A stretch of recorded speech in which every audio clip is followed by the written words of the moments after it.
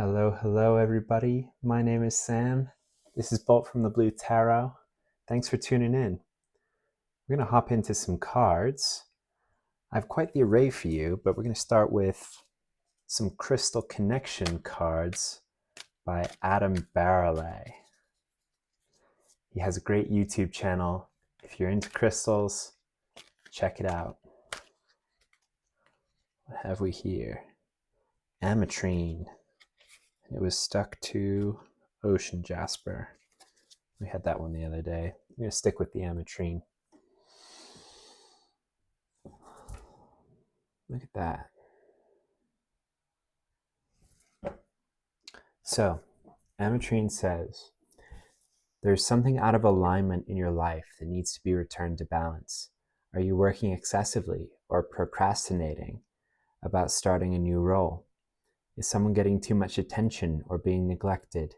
Is that person you? Take the middle road. Look for solutions that benefit your overall well-being as well as each person in your life. Spend time outside. I live a life of balance and harmony. All right, what I'm getting from this is mostly the second bullet point for you guys. Take the middle road. Look for solutions that benefit your overall well-being. Yeah, I feel like someone might be casting around for like, what specific thing am I supposed to be doing, or specific project, and it's more like you are the project. Like, just do things that are good for your health. I don't know, let's see. I was also directed to use the Astral Tarot, but not to get like a spread, just for like an initial energy. Ooh, okay, Three of Wands. I'm gonna put some stickers on her. Three of Wands.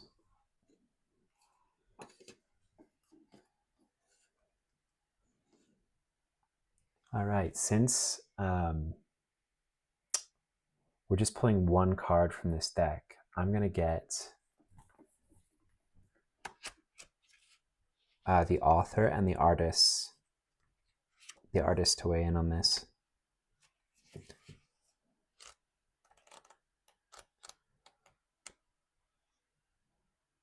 Three of Wands. This art is by Jen Lightfoot. She says, for my take on the Three of Wands card, I illustrated a woman facing the viewer with a strong and confident expression on her face. She is surrounded by three wands, each topped with a different symbol and image. While drawing this woman, I imagined her to be some type of space warrior or possibly a goddess. The Three of Wands card often represents achievement or looking to the future. I imagine that the skull wand represents her achievement and success as a warrior. The other two wands can be interpreted various ways since they are a bit more ambiguous.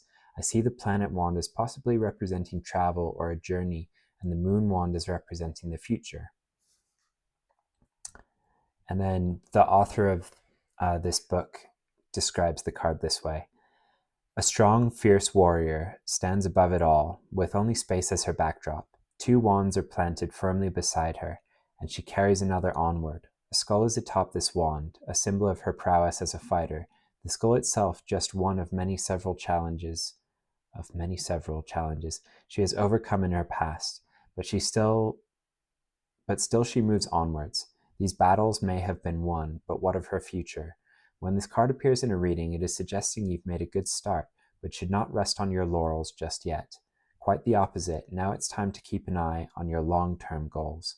You can see it all so clearly now, laid out in front of you, and appreciate that there is a lot of work ahead. In truth, there may be even more than you realize, so be prepared for the unexpected as well as the expected. It can be done. You're prepared for hard work, willing and ready to see it through to the end. And as long as you continue looking ahead and planning, while you work towards your goals, you'll get there sooner than you think. Confidence, foresight, leadership.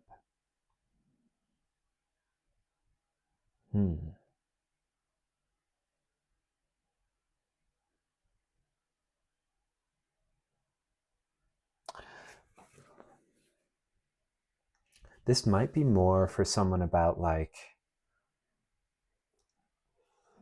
remembering that something you're doing is sort of long term.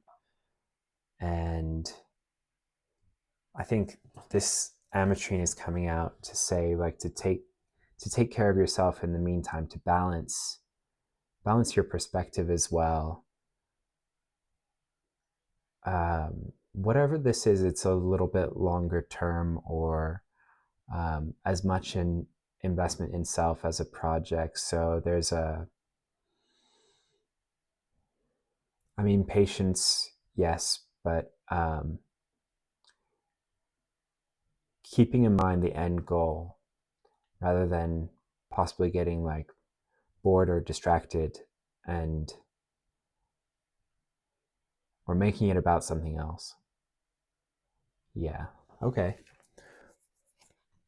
Interesting starting energies here, guys. Let me put these back here.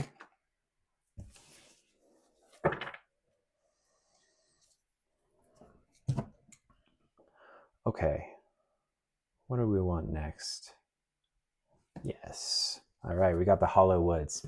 If you're tuning in for the first time, this is a Meliora storytelling game. This is not a divination tool, but I liked the art and I liked the concept. It's like you're going through these spooky woods, or are they? Are they quite friendly woods? You know, and you're supposed to make a story out of each card, but they often help to clarify what's going on for you guys. We're weaving a web. Lots of people watching this video, but there is an overarching theme, a really good story that needs to be relayed to those that this message is for. And it's going to come out. We've got two different sort of intuitive decks, and then we've got a tarot deck to back it up, and then we'll finish out with some advice cards. So just sit back, guys. It's going to get fun. What do we got? Ooh, Little Red Riding Hood type character. Leaving this this cottage, walking through the woods. This could be that journey that the Three of Wands was talking about. Let's see. Whoa, first time we got the dragon. Look at this. Dragon, guys. Ooh. This one. Oh, treasure. These, for the past few readings, pretty much like variations on the same key cards have been coming out. And that's what I thought we were in for when we pulled this one, but I don't think we've ever pulled the treasure or the dragon.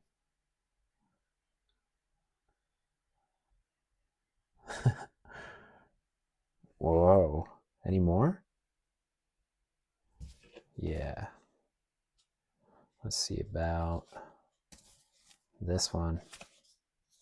Ah, here we go again with the garden path. Okay. We're doing more. We're doing more.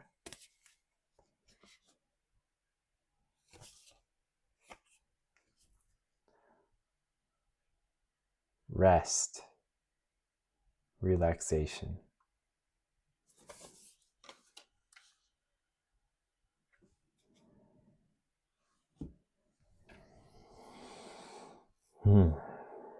What have we here?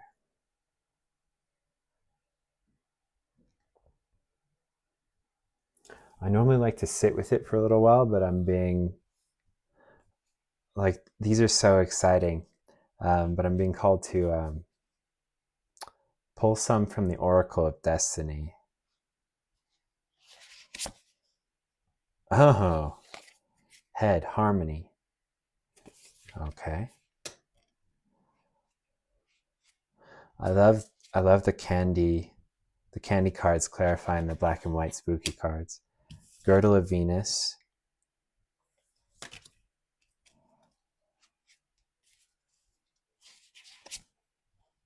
Mount of Venus.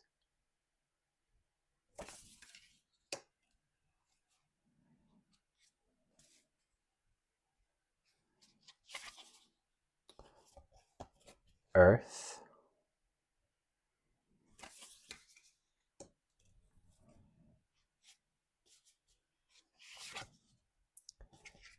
influences,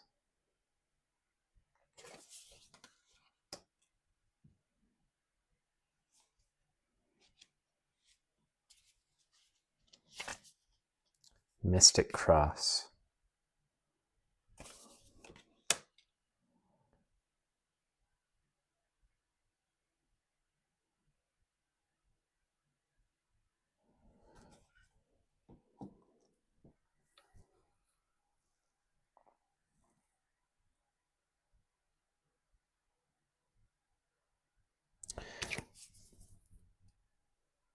So this Mystic Cross card, I would normally think of this as some sort of like indicator of divination. So we've got a pendulum here, and this is actually like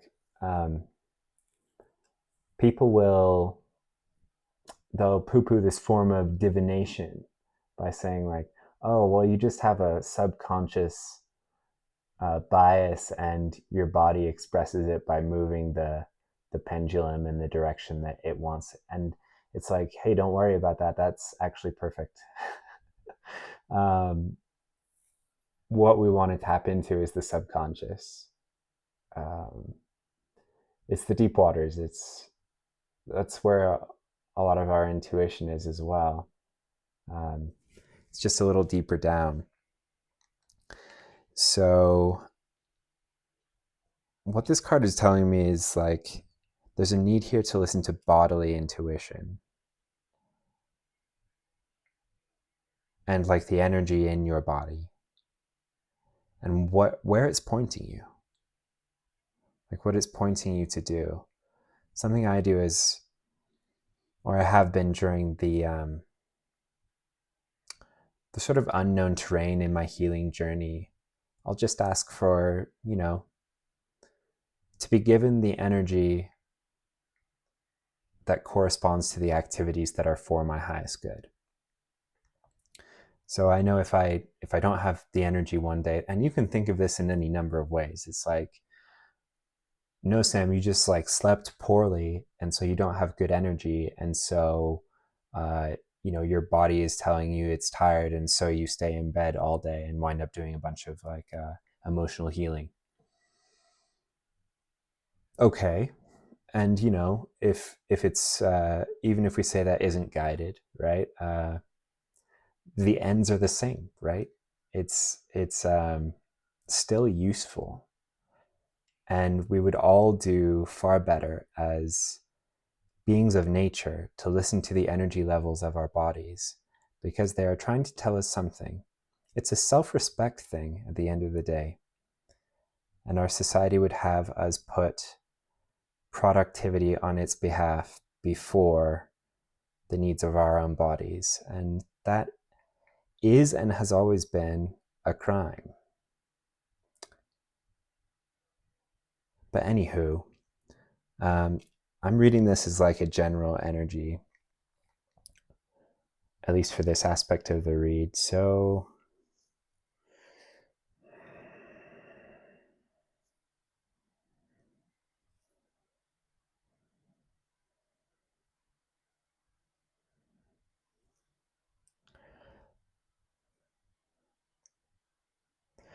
I'm just getting from this that your home is in spirit.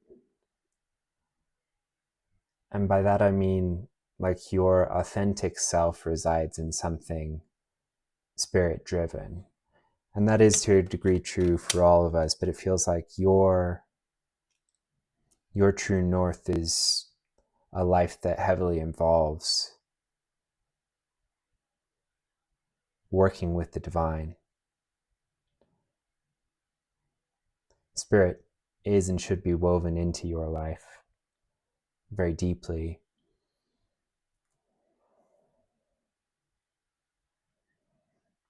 With the Mount of Venus, I get a lot of water energy.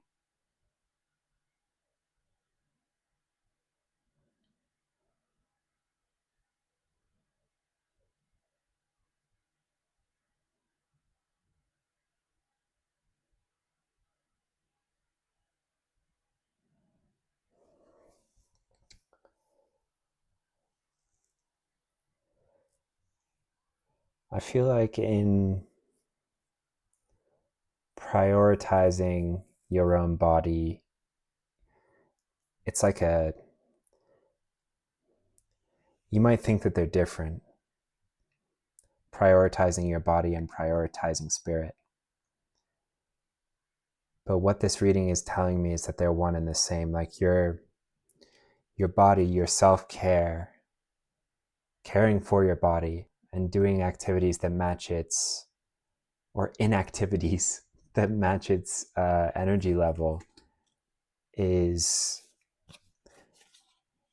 it's like this fertile soil.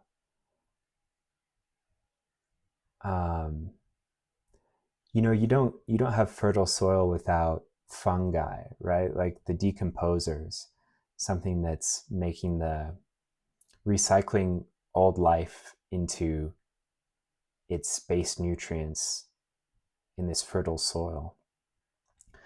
And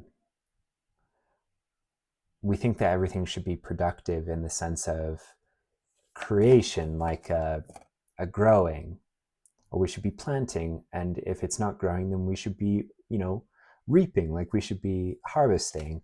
And there's a very important stage, which is done by nature, which isn't planned by the farmer.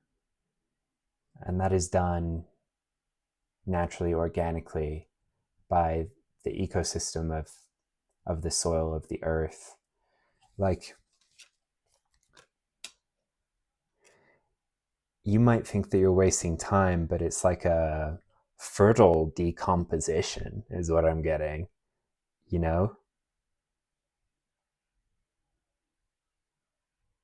Like it's a rest and digest, and what's being digested is like breaking down the old into nutrients and energies that you can use to grow. Yeah.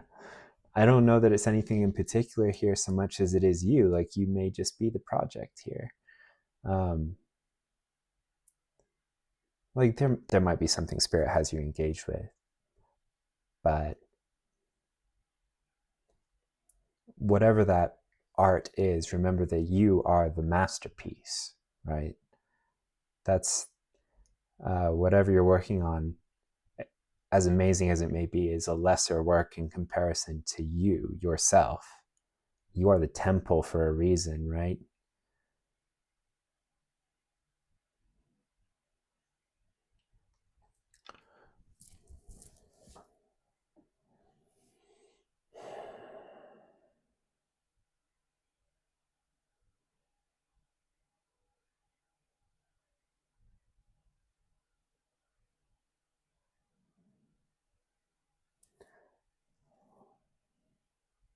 I want to figure out what the dragon is.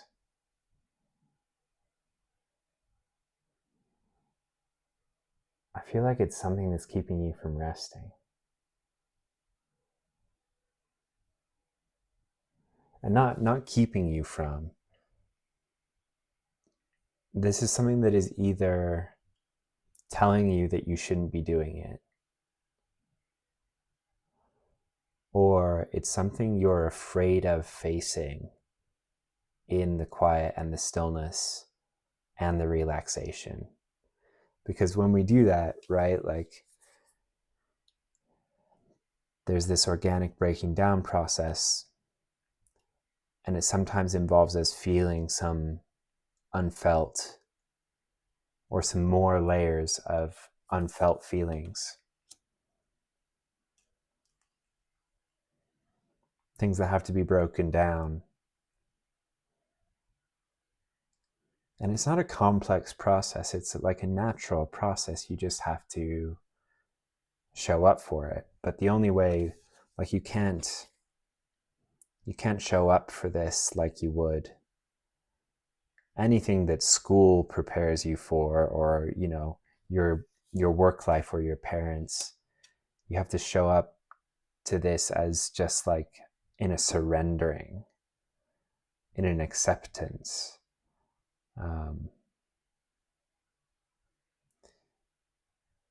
Like healthy healthy soil, fertile soil is, you can add things to make it more nutrient rich, but at the end of the day, it's alchemical. It's what's already in there, this mix of microbes.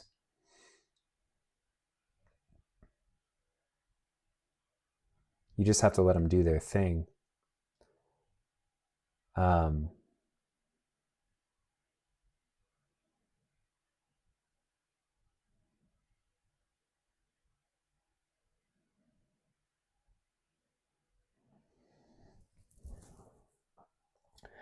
So yeah, I feel like getting past this dragon,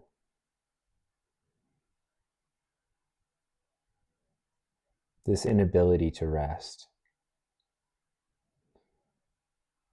is like, you don't even have to fight it. You just have to not feed it or find a way around it. Trick yourself if you have to. Often when, especially when our energy is low, this is the case for me. I should caveat this. I will only realize how tired I am sometimes after I've laid down. Right? So there's a bunch of like energy healings on YouTube you can do. I link some in my last video read. So look in the detail box there. But here's how you can like co-opt this.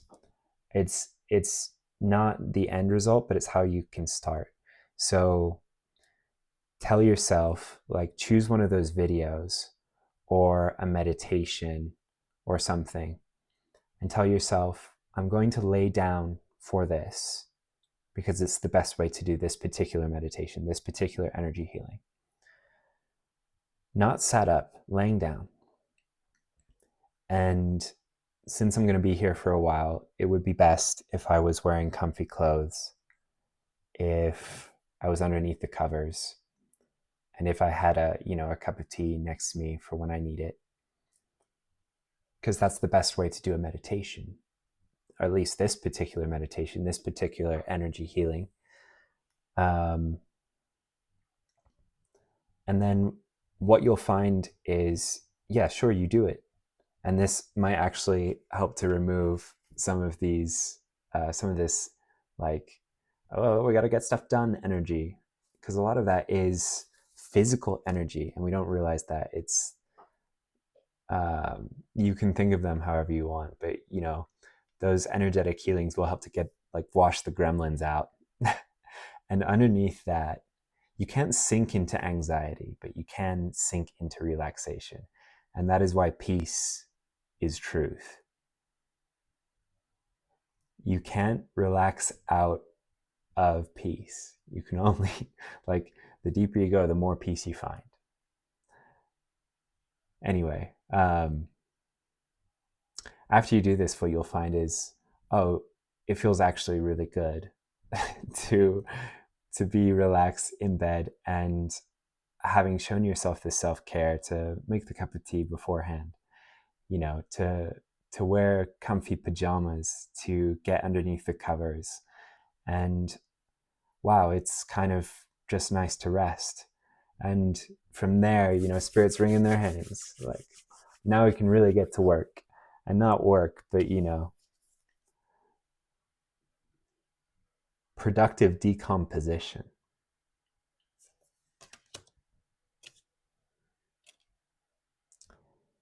Yeah, and it's in that you find the treasure, the really fertile ground.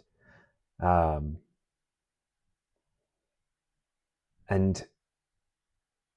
I feel like you discover your path to peace. Yeah, I think that's what it is. So we've been discussing I've been talking to a phone camera. I feel like we've been discussing this path through the garden for the past few reads. And we've also had her coming out a lot in sort of Empress energy. Um, but yeah, I feel like through this you discover a treasure, and that treasure that no one can take away from you unless you allow them to. No one can take away this path to peace.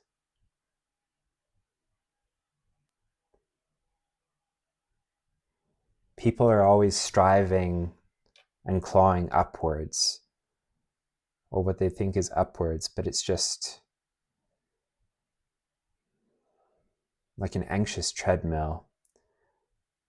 What you find by trying to move in that direction is more anxiety, more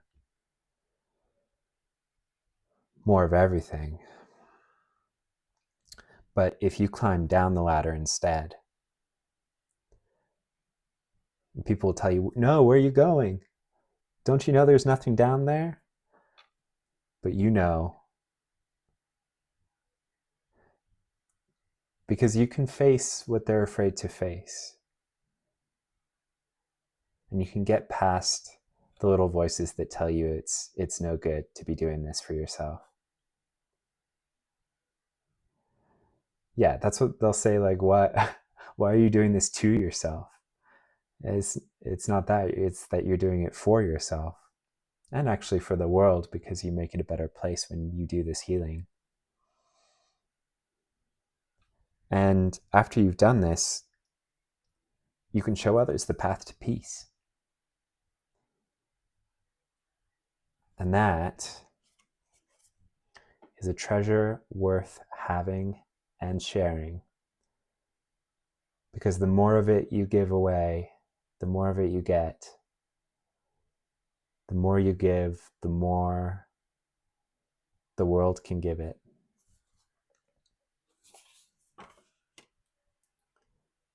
It multiplies without needing to apply any force.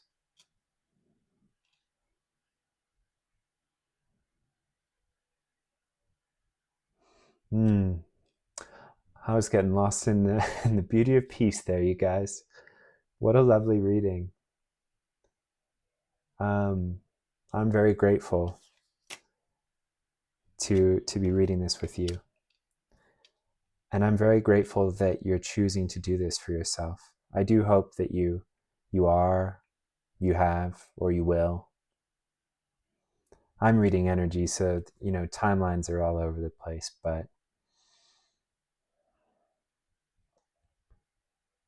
yeah, let's see if we can't get you some more concrete advice. I think the scene is pretty clear, but it always helps to have a couple more tools in your tool belt. I made this storybook deck. I keep calling it that. Not all of these stories are from books. There's a lot of like TV and movies mixed in here. But these are mostly channeled. These are just like some lessons that Spirit has pointed out to me, that I have chosen to learn the easy way by learning them from media instead of going through some trials and tribulations in my own life. But stories are excellent teachers. That's what we have here, a teaching story. So this is card number 64, Gandalf in the Library of Gondor, smoking his pipe. If you've been watching this channel for any length of time, you're probably wondering, like, how many Gandalf cards does this guy have? And it's because Gandalf is wise. When Gandalf stops being wise, I'll stop making Gandalf cards. But so this card comes out to suggest that you have research to do. Oh, that's weird. Okay.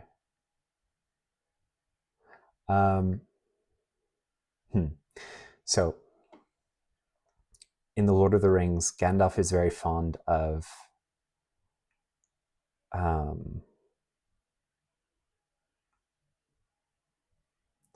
sorry guys, when I go quiet, I'm usually asking questions to see what's up. But This is very interesting. I'm going to have to pull more advice cards, but there's something here for someone about something they might be smoking. Gandalf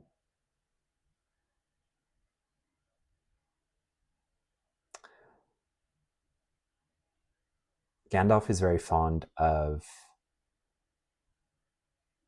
this leaf that the hobbits grow, that another wizard, Saruman, claims is slowing his mind.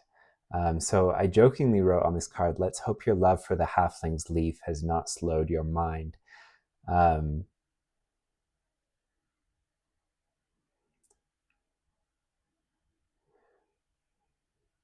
There's something here about slowing your mind. This might not be like, usually, because I'm having that pointed out to me, and usually I would guess that, you know,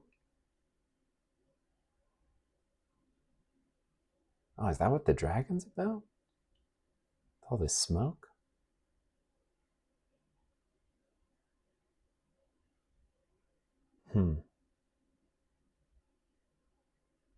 I want to be really careful here because I don't want to like enable any habits that aren't for your highest good.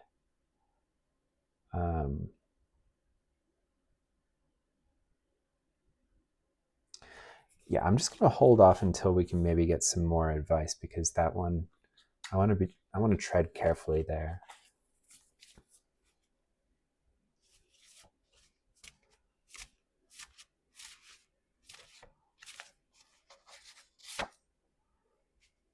Napoleon Dynamite. This is card number 53. Napoleon Dynamite setting up the time machine. And this says, don't forget the crystals. Oh.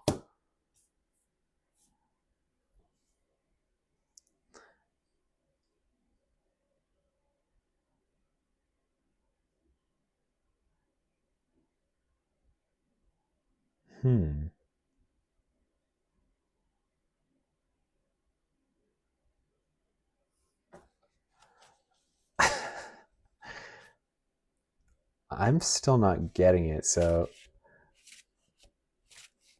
I did a on-the-go reading recently where the advice seemed very disparate, by which I mean like normally there's a pretty clear narrative even to the advice that's being given and how it weaves into this. And there might be, and I'm just not picking up on it. But sometimes they're like separate pieces of advice for different people on the same path.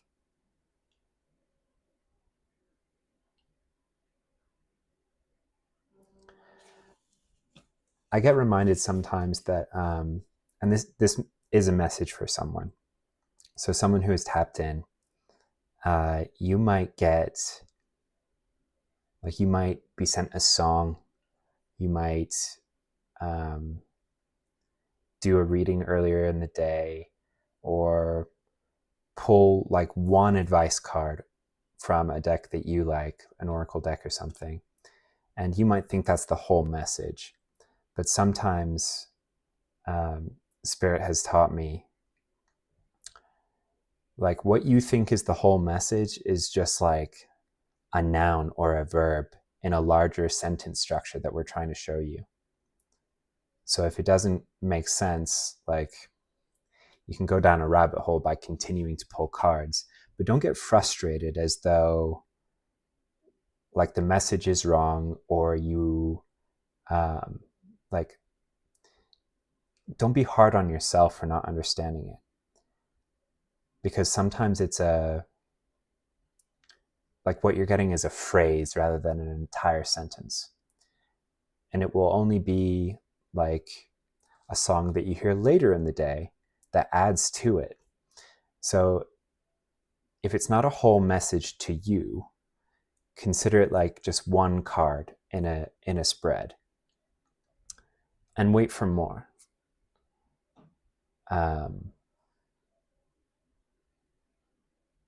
Yeah. Like, for instance, with these two cards, I made this deck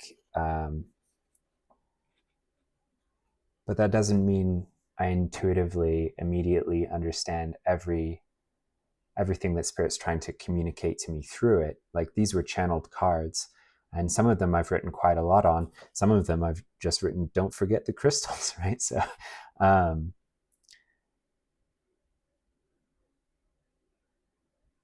So yeah, be creative in thinking about how these will go together, because what I've put together here is not comprehensive. There's like 90-ish cards now, but it's not going to be able to give incredibly specific advice for every situation. Sometimes one card won't do, and it has to rely on like a combination of cards. Anyway, so these together could be, and I'm just saying this before I pull any more, but if it were just these two, it could be like, okay, we take this as a general research one. And this one is broadly about crystals. So maybe it's that I need to research some crystals, right? Like, you can start to form a sentence here. Let's see if there's anything else though.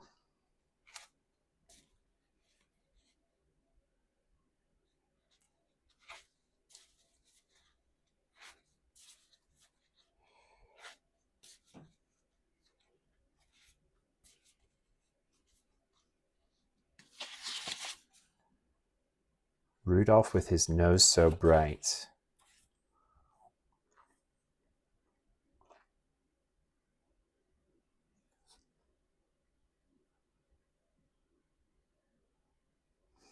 This is typically a card about like you're about to be recognized, about leaning into your uniqueness because it will elevate you and allow you to shine in a way that helps others.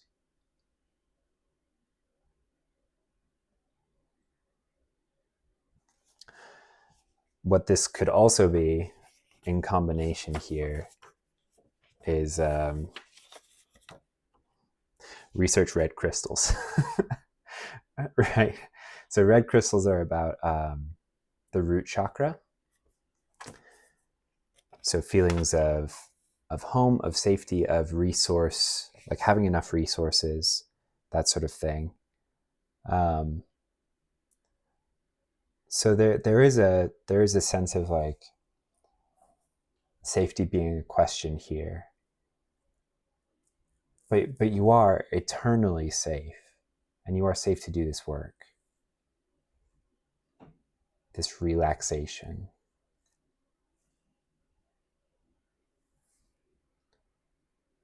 Rudolph with his nose so bright.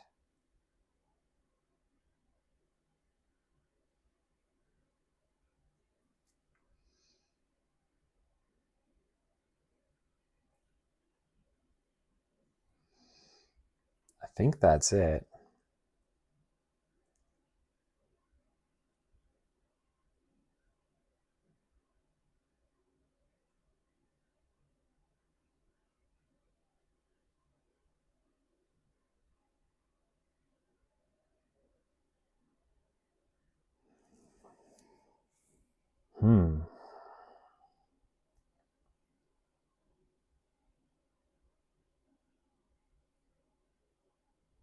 I mean, for someone, it literally is research red crystals.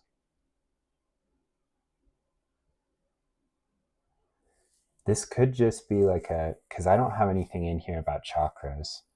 So let me just tell you,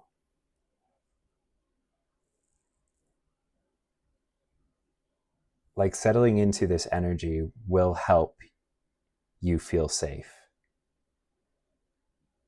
What you'll learn is that it's safe to delve into these feelings, that it's safe to explore them, that actually what you gain from it is so much greater than anyone can imagine, just because they're too afraid to even start. There's specific frequencies of sound you can listen to for the root chakra.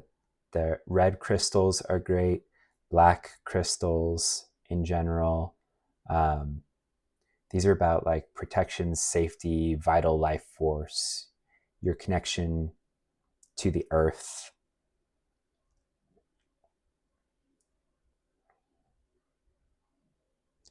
Yeah, the root chakra is at the very base of the spine. And a lot of people, when they imagine grounding themselves, they imagine like a cord going from their root chakra to the core of the earth and drawing up energy that way.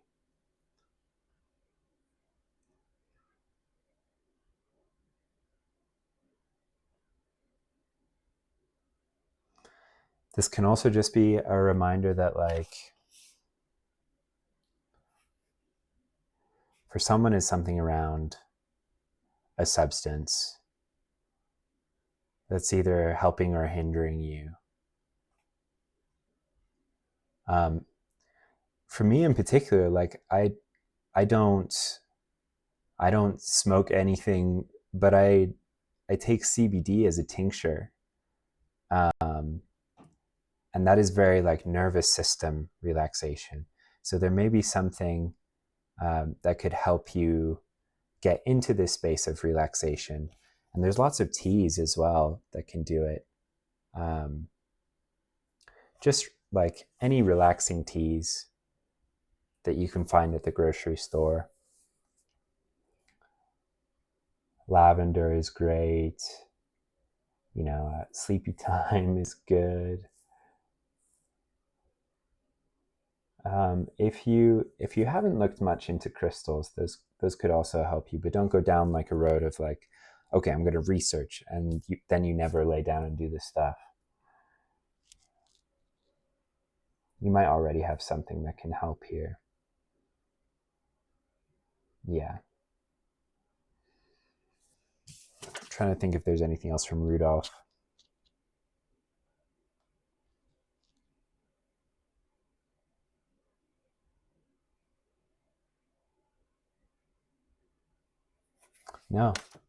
No, yeah, I think it was just a root chakra message with some nuances for some different people. Yeah, that's what it was. Okay. Thank you for tuning in, guys. Thank you for this opportunity to practice with the deck that I made, as it dispenses unique advice. And I hope that on top of this reading, what you also got was some insight into divinatory messages, whether you're physically doing the cards or whether you're receiving from the universe signs, symbols, synchronicities, and how you can start to different ways you can look at them as a language. Because often I'm like, no, that's like, that doesn't make any sense. I throw that out. And Spirit's like, okay, you can, but we're only halfway through this sentence, and later today we're going to send you a meaningful song, an owl, and 2 specific angel numbers. So just hang out and wait until you can get more of like a big picture, because sometimes it's like building a Lego set, right? Like the instructions at certain points, you're like, why this particular color and shape of brick at this point in time? Because you don't know what's being built, right? Like you can't see how it contributes to what is being built. I'll say that. So it's a process of a little bit of faith and seeing okay, so I did that step out of faith. What's the next step? Maybe you have to do that one out of faith as well. But then the third card comes out and you're like, oh, okay. It's all coming together. All right, guys, hang in there, have faith. But remember that having faith in the universe, faith in the divine, faith in spirit, is also to have faith in your own body as a vessel for spirit. Like they are one and the same. It's all nature. So respect your body as you would spirit. Listen to it. And don't be afraid of some fertile, productive decomposition. All right, guys, take care. I'll see you in the next reading. Bye-bye.